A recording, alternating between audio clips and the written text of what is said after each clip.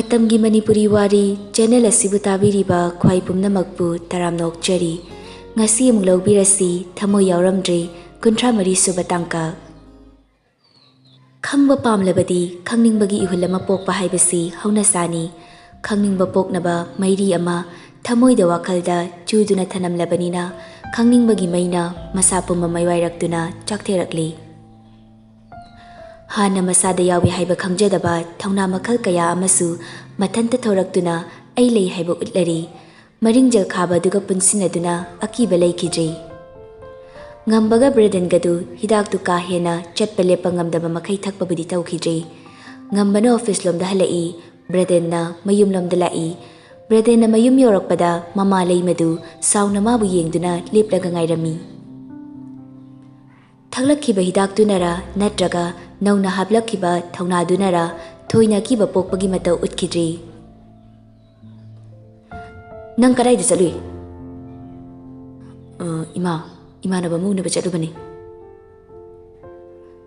Kari kana imanaba aina tawba yaroi haiba thabaksida nangna namdana tawnaba honebise karigino nangna ibuta singna singnariba haibadura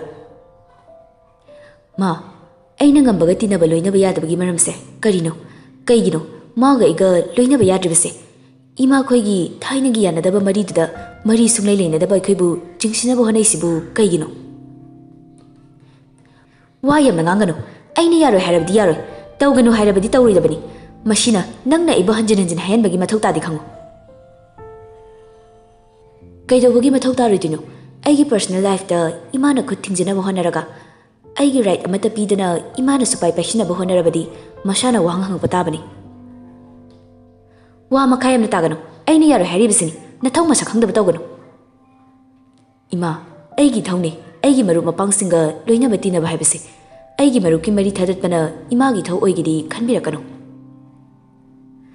Wa do hairam laga breden mathakta magi kadamna chatkhre leima sauningmana safam ona pendana machabu yengdana lehawi machana mitingi wangma hetlang thibaga leima phone adu lauthoktuna kanadano call tawduna wari sana imunglomdagi thokre somda ngambasu magi kada laktana mapagi kadoina lai manidu ngambana breden ga chatmina giba photo di yengduna lerambani machanu pa changakpa ubada photo adu phalamda hapchinkraga ngambade yenglai ngambasu theidok theijin amata tawdana chumchingna hanglai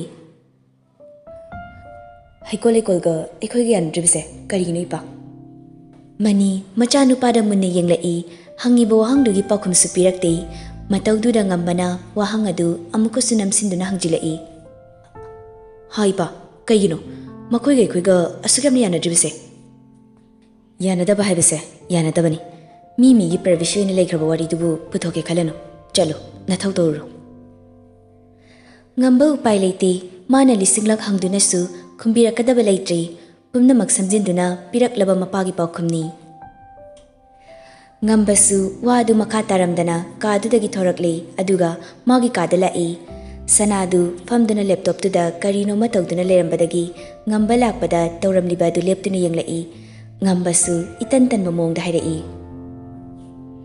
manungdamda chango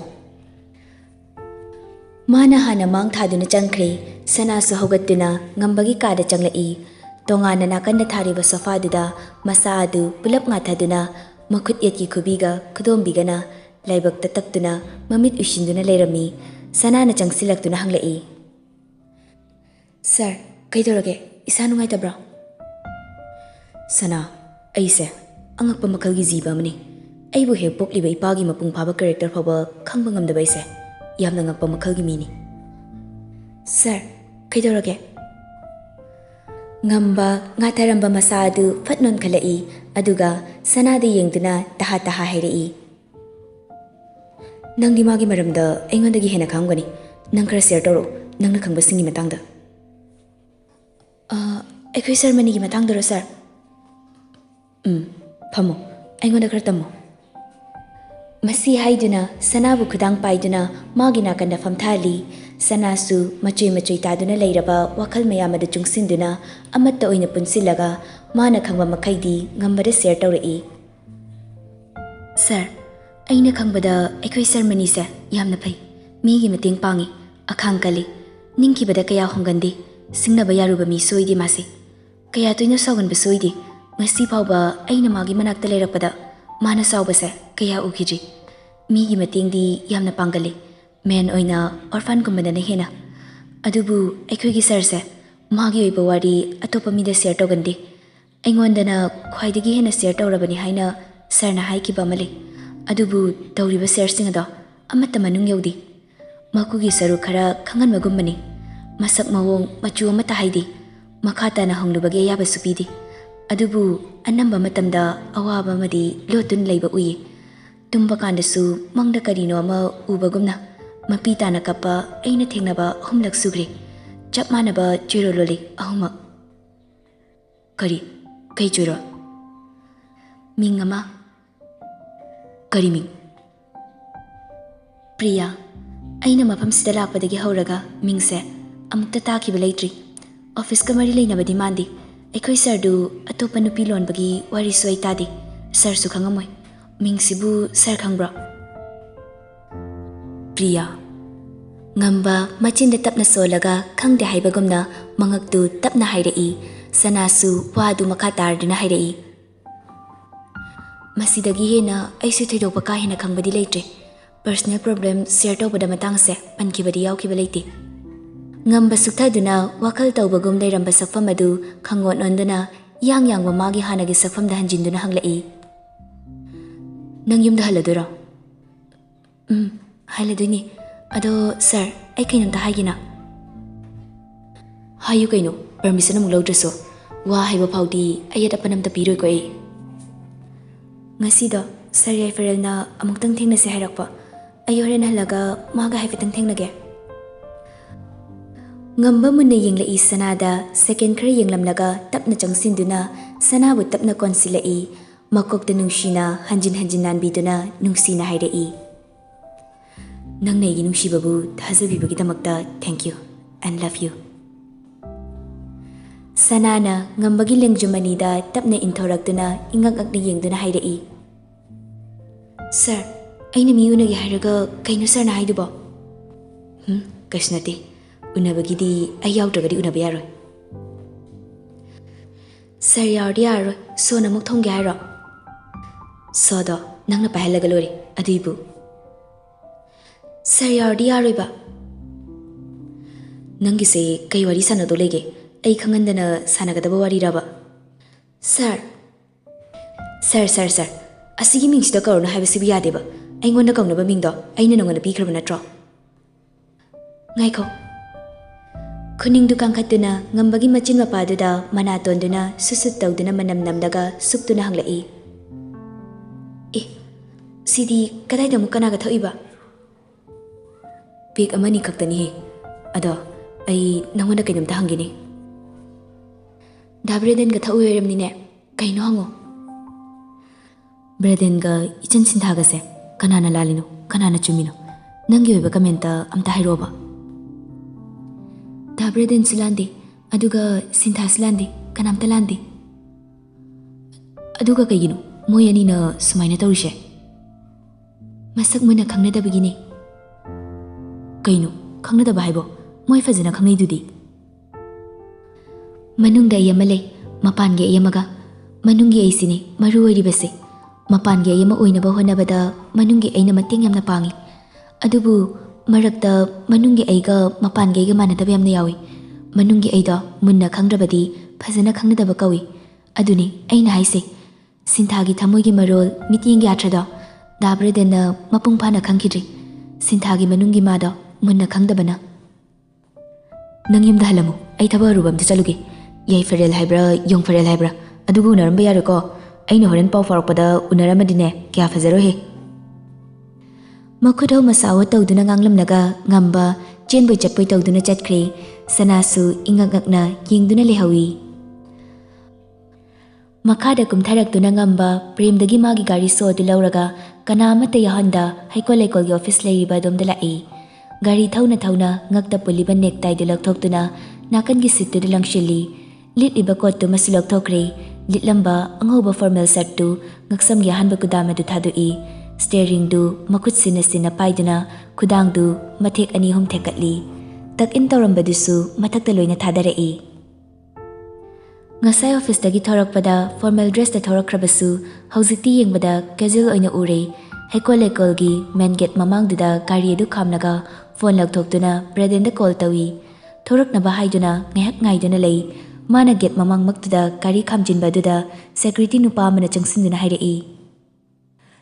Sir, gari se kitang chithoga khambiyo. Atopa gari changbada kitang pharak tare. Oh, okay. Masu gari du nakan khar chathoktuna khami. Braden se tholaktuna magi gari da karai. Ngambasu gari du thauba hawi. Braden hanglai. Kaidunu, ekhoina chalisibo. Ai bit kya leite. Bye. Nang asai ichana hairamba wasingda thajabra thajadabra. Kainu nang haiduna. Mana harido meaning to ngana halambasi aingo. Karino nang nangangidubo. Haidi nungsidi haibagase nungsi haibawarambasi ya hariba. Karai dinu nang nakothori miyamdubo. Manungi mado ekhoina khangdaba yadabani. Traitung patrang ngangdi ngangadna kaidunu haibani ekhoina chalise. Orphan home da. Kanage. Sinthagi mari thinaba aduga aigisu. Makoi ani du poiregi orphan home da lai hanan lakani haiba khangdabana makoina haiba khangdraduna security duda gate thingduna thammi. Unabagi ayaba yauduna changba yaroi haina kanne hekta thingkhre. Ngamba phone doktoktuna wangamda call tawi. Riba poiregi number do amta piro. Kanano poire hide nauba. Ama orphan home gi poire do. Nangdi kai dawdiba. Thamoi gi thawai lehore amta lauki gi tawbani. Kai digi wano jat ni masi ngangsina tharage thamo. Okay riba. Wangamna tharakpa number du da call tawduna poire ga pau faunai mani gi machani haina saktakpada harau poire masamak thoraktuna oklei. Ani duga loinana poiregi kada changlai tharamliba ugi sofa du da famali cha semu haiduna sinaramlaga poireidu ani dugi manakta changsilaktuna hanglai. Bunga kai leirage. Uncle aise uncle da wa amta hangina tawbani. Kari matangino hekta haibiyu. Sida uncle gi da hana leramba aigi secretary sanado adugi matangda aina akupa kitang khangjaningba. Aigi cha sanadi akupa thoidokpa leiteda yamna chamjabani chado. Magi horokpham sibu. Bungo warogano madumadi migi tungda sokadaba wadi haidokpage yabadu leizade. Pass haibisidi pass ni future gi khalaga chatpa haibisina orphan sida leiriba mayam sigi wani. Sanagina duoikrasu sintha haidana nahan noma foundation day numita uncle gi sida changambado mabung amaga aduna kamai tawbano. Oh, talu khoi gi machanupido. Aduna homesiga kari mari thoknage. Thoidokpa thoknadida mapado aini yamna nungsiba yambani. Aigi sida kuina sangna lerambani. Yamna phabani talu khoido. Toina dum laambani. Adubu asokapani yaukibadagi kaya lakidre. Mana lakpa ngamdrabasu macha singdi adum tharakpani. Thabak thodok ama thokpada. Handakti Braden na oina leishinduna khumlai. Oh, mafam sigadi Mariam talainadaba. Lainai ichani dana mahakso nungshibani icha sinthadusu ing tapladana wangang khondana nungshiriba adubane ichado ningkiba hongu yadabani ningai kan bidi oidabani ado nakoi ani ni thasajana laklaga makoi gi maramda hanglisibu kari leirage. Kaistira polite dankal sumai khoiga nakna loina tinaba ngakto oibanina sumai khoigi matangda khara khangdana tawbani adu sinthadubu sidaga lakadaba leibro. Leite toina laktabanida thabak thokpa natrabadi. Managa lakadaba leiradi ekhoida pawam tang pibirakero uncle. Migi personal matter dadi aise kaya yaudabani adubu nakoina hairabanina ai adumadi mateng tawrage. Yam nungaizare uncle adudi. Uncle kainomtaga yani bungo. Uncle se ekhoi paga thengnarakpa kyam kuirage ꯍꯥꯏꯗꯤ ꯉꯁꯤ ꯉꯔꯥꯡꯇ ꯈꯪꯅ ꯇꯤꯟꯅꯔꯛꯄ ꯃꯥꯟꯗꯕ ꯍꯥꯏꯇꯥꯔꯦ꯫ ꯄꯣꯏꯔꯩꯗꯨ ꯋꯥꯈꯜ ꯍꯥꯏꯐꯦꯠ ꯈꯜꯂꯗꯨꯅ ꯈꯨꯝꯂꯛꯏ,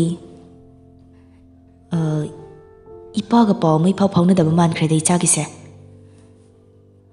ꯑꯪꯀꯜ, ꯏꯄꯥꯁꯨ ꯊꯕꯛ ꯆꯤꯜꯂꯤ, ꯑꯩꯁꯨ ꯆꯞ ꯃꯥꯟꯅꯩ꯫ ꯕꯤꯜꯗꯤꯡ ꯑꯃꯠꯇꯗ ꯊꯕꯛ ꯇꯧꯃꯤꯟꯅꯔꯁꯨ ꯁꯪꯅꯗꯕꯅꯤꯅ ꯍꯦꯛꯇ ꯌꯥꯗꯦ꯫ ꯀꯨꯏꯔꯦ ꯅꯪꯒꯤ ꯕꯕꯥꯒ ꯑꯩꯒ ꯈꯪꯅꯔꯛꯄ, ꯃꯔꯨꯞ ꯑꯣꯏꯅ ꯇꯤꯟꯅꯈꯤꯕꯗꯤ ꯅꯠꯇꯦ, ꯊꯕꯛꯀꯤ ꯃꯇꯥꯡꯗꯒꯤ ꯁꯨꯝ ꯂꯣꯏꯅꯈꯤꯕꯅꯤ꯫ ꯅꯪꯅ ꯆꯍꯤ ꯑꯃꯔꯣꯝ ꯁꯨꯖꯜꯂꯛꯄ ꯑꯗꯨꯋꯥꯏꯗꯒꯤꯗꯤ ꯐꯖꯅ ꯈꯪꯅ ꯆꯥꯟꯅꯕ ꯇꯤꯟꯅꯕ ꯍꯥꯏꯕꯗꯣ ꯑꯣꯏꯈ꯭ꯔꯦ꯫ ꯑꯗꯨꯗꯤ ꯑꯪꯀꯜꯅ ꯄ꯭ꯔꯤꯌꯥ ꯀꯧꯕ ꯃꯤꯡ ꯑꯃꯒ ꯇꯥꯕꯤꯈꯤꯕ ꯂꯩꯕ꯭ꯔꯥ? ꯕ꯭ꯔꯦꯗꯦꯟꯅ ꯉꯝꯕꯗ ꯑꯣꯟꯁꯤꯟꯗꯨꯅ ꯍꯥꯏꯔꯛꯏ, ꯚꯥꯏ ꯊꯣꯔꯛꯑꯣ, ꯑꯩ ꯊꯣꯛꯑꯝꯃꯒꯦ꯫ ꯄꯥꯝꯖꯕ ꯄꯥꯎꯈꯨꯝ ꯑꯃ ꯐꯪꯕꯁꯨ ꯅꯠꯇꯦ, ꯑꯁꯥ ꯀꯌꯥꯒ ꯂꯣꯏꯅꯅ ꯂꯥꯛꯈꯤꯕꯁꯨ ꯅꯠꯇꯦ, ꯃꯐꯝꯗꯨꯗꯒꯤ ꯃꯉꯣꯟꯗ ꯑꯁꯥ ꯑꯃ ꯄꯤꯔꯛꯄꯁꯨ ꯑꯣꯏꯗꯦ ꯃꯥꯒꯤ ꯃꯐꯝꯗ꯫ ꯑꯗꯨꯅ ꯃꯥ ꯃꯐꯝꯗꯨꯗ ꯀꯨꯏꯅ ꯂꯩꯊꯅꯤꯡꯕꯒꯤ ꯑꯄꯥꯝꯕ ꯄꯣꯛꯇ꯭ꯔꯤ, ꯑꯗꯨꯅ ꯊꯣꯛꯅꯤꯡꯗꯅ ꯍꯥꯏꯔꯛꯄꯅꯤ꯫ ꯃꯥꯅ ꯊꯣꯛꯈ꯭ꯔꯕ ꯃꯇꯨꯡ ꯉꯝꯕꯅ ꯋꯥꯈꯜ ꯑꯃ ꯂꯥꯛꯇꯨꯅ ꯄꯣꯏꯔꯩꯗ ꯍꯪꯂꯛꯏ꯫ ꯄꯤꯁꯨꯝ ꯑꯅꯤꯗꯨ ꯍꯥꯏꯐꯦꯠ ꯁꯨꯛꯆꯤꯜꯂꯤ ꯄꯣꯏꯔꯩꯗꯨ, ꯍꯪꯉꯤꯕ ꯃꯤꯡꯗꯨꯅ ꯀꯔꯤꯒꯨꯝꯕ ꯑꯃ ꯅꯤꯡꯉꯛꯄꯒꯤ ꯃꯃꯤꯔꯥ ꯅꯠꯇ꯭ꯔꯒꯅ ꯃꯤꯡꯗꯨꯕꯨ ꯈꯪꯈꯤꯕ ꯇꯥꯈꯤꯕ ꯂꯩꯕ꯭ꯔꯥ ꯍꯥꯏꯗꯨꯅ ꯅꯤꯡꯁꯤꯡꯂꯤꯕ꯭ꯔꯥ? ꯍꯦꯛ ꯌꯦꯡꯕꯗ ꯃꯁꯤ ꯑꯣꯏꯔꯝꯒꯅꯤ ꯍꯥꯏꯕꯗꯤ ꯍꯥꯏꯕ ꯉꯝꯗꯦ, ꯃꯔꯝꯗꯤ ꯑꯅꯤꯃꯛꯀꯤ ꯑꯣꯏꯊꯣꯛꯄ ꯌꯥꯕ ꯌꯥꯝꯅ ꯆꯥꯎꯅ ꯂꯩꯈ꯭ꯔꯦ꯫ ꯉꯝꯕ ꯂꯥꯡꯇꯛꯅꯅ ꯌꯦꯡꯗꯨꯅ ꯄꯣꯏꯔꯩꯒꯤ ꯄꯥꯎꯈꯨꯝ ꯉꯥꯏꯗꯨꯅ ꯂꯩ꯫ ꯕꯨꯡꯉꯣ, ꯀꯅꯥꯕꯨꯅꯣꯅꯦ ꯏꯕꯨꯡꯉꯣꯅ ꯍꯪꯉꯤꯕ ꯃꯤꯁꯤꯕꯣ? ꯍꯥꯏꯗꯤ ꯃꯤꯡ ꯑꯁꯤꯗꯤ ꯑꯩꯅ ꯈꯪꯕ ꯃꯤꯗꯨꯁꯨ ꯀꯧꯏ, ꯀꯅꯥꯒ ꯃꯔꯤ ꯂꯩꯅꯕ ꯃꯇꯥꯡꯗꯅꯣ ꯏꯆꯥꯅ ꯍꯪꯉꯤꯁꯤꯕꯣ? ꯑꯩꯈꯣꯏ ꯏꯄꯥꯒ ꯃꯔꯤ ꯂꯩꯅꯕꯗꯅꯤ꯫ ꯑꯩꯒꯤ ꯏꯄꯥꯒ ꯈꯪꯅ ꯆꯥꯟꯅꯕ ꯂꯣꯏꯅ ꯇꯤꯟꯅꯕ ꯃꯔꯛꯇ ꯄ꯭ꯔꯤꯌꯥ ꯀꯧꯕ ꯑꯃꯒ ꯌꯥꯎꯈꯤꯕ ꯂꯩꯕ ꯖꯥꯠꯂꯥ ꯍꯥꯏꯕꯁꯤꯅꯤ꯫ ꯃꯗꯨꯃꯗꯤ ꯑꯩ ꯇꯥꯈꯤꯕ ꯂꯩꯇꯦ, ꯏꯆꯥꯅ ꯑꯗꯨꯛ ꯌꯥꯝꯅ ꯈꯪꯅꯤꯡꯂꯒꯅ ꯅꯪꯒꯤ ꯕꯕꯥꯗ ꯍꯪꯉꯨꯗꯅ꯫ ꯍꯣꯏ, ꯑꯩ ꯀꯣꯟꯅ ꯍꯪꯒꯦ꯫ ꯑꯗꯨꯗꯤ ꯑꯃꯨꯛ ꯊꯣꯛꯈꯤꯒꯦ ꯑꯪꯀꯜ꯫ ꯐꯔꯦ ꯐꯔꯦ, ꯑꯪꯀꯜ ꯊꯤꯟꯗꯣꯛꯀꯦ꯫ ꯑꯗꯣ ꯑꯪꯀꯜ, ꯔꯤꯀ꯭ꯋꯦꯁ ꯑꯝꯇꯒ ꯍꯥꯏꯌꯨꯅꯦ, ꯀꯔꯤꯅꯣ? ꯁꯅꯥꯒꯤ ꯕꯔꯊꯗꯦꯁꯤꯕꯨ ꯀꯔꯝ ꯀꯥꯟꯗ ꯇꯥꯒꯦ? ꯃꯈꯣꯏꯒꯤ ꯕꯔꯊꯗꯦꯁꯦ ꯑꯩꯒꯤ ꯅꯥꯛꯇ ꯂꯥꯛꯈꯤꯕ ꯅꯨꯃꯤꯠꯇꯒꯤ ꯑꯣꯏꯅ ꯂꯣꯏꯅ ꯄꯥꯕꯅꯤ꯫ ꯑꯦꯄ꯭ꯔꯤꯜꯒꯤ ꯇꯥꯔꯤꯛ 5ꯗ ꯑꯣꯏꯕꯅꯤ꯫ ꯍꯟꯗꯛ ꯆꯍꯤ 19 ꯁꯨꯒꯗꯕ ꯑꯣꯏꯔꯝꯒꯅꯤ꯫ ꯑꯣ, ꯌꯥꯝ ꯅꯨꯡꯉꯥꯏꯖꯔꯦ ꯑꯪꯀꯜ꯫ ꯉꯝꯕꯒ ꯂꯣꯏꯅꯅ ꯕ꯭ꯔꯦꯗꯦꯟ ꯃꯌꯨꯝꯗ ꯍꯜꯂꯛꯂꯤ꯫ ꯕ꯭ꯔꯦꯗꯦꯟꯕꯨ ꯍꯥꯟꯅ ꯌꯨꯝꯗ ꯊꯤꯜꯂꯝꯂꯒ ꯃꯥ ꯃꯊꯟꯇ ꯑꯃꯨꯛ ꯃꯌꯨꯝꯗ ꯍꯜꯂꯛꯏ꯫ ꯁꯅꯥꯗ ꯀꯣꯜ ꯑꯣꯏꯅꯗꯤ ꯇꯧꯗ꯭ꯔꯤ, ꯑꯗꯨꯕꯨ ꯃꯦꯁꯦꯖ ꯑꯃꯗꯤ ꯊꯥꯈꯤꯕꯅꯤ, ꯃꯥ ꯌꯥꯎꯗꯅ ꯌꯥꯏꯐꯔꯦꯜꯒ ꯎꯅꯕ ꯌꯥꯗꯦ ꯍꯥꯏꯗꯨꯅ꯫ ꯃꯥꯅ ꯌꯨꯝ ꯍꯜꯂꯛꯄꯗ ꯌꯨꯝꯗꯨꯗ ꯌꯨꯝꯒꯤ ꯃꯤ ꯀꯅꯥꯁꯨ ꯂꯩꯔꯝꯗꯦ꯫ ꯃꯄꯥꯁꯨ ꯉꯁꯤꯗꯤ ꯈꯔ ꯊꯦꯡꯂꯛꯀꯅꯤ ꯍꯥꯏꯗꯅ ꯍꯥꯏꯔꯝꯕꯅꯤ꯫ ꯃꯃꯥꯅ ꯃꯃꯥꯟꯅꯕꯤꯒꯤ ꯃꯆꯥꯒꯤ ꯂꯨꯍꯣꯡꯕ ꯑꯃ ꯆꯠꯀꯅꯤ ꯍꯥꯏꯗꯨꯅ ꯉꯁꯥꯏ ꯑꯌꯨꯛ ꯌꯥꯝꯅ ꯂꯥꯡꯈꯤꯕꯅꯤ꯫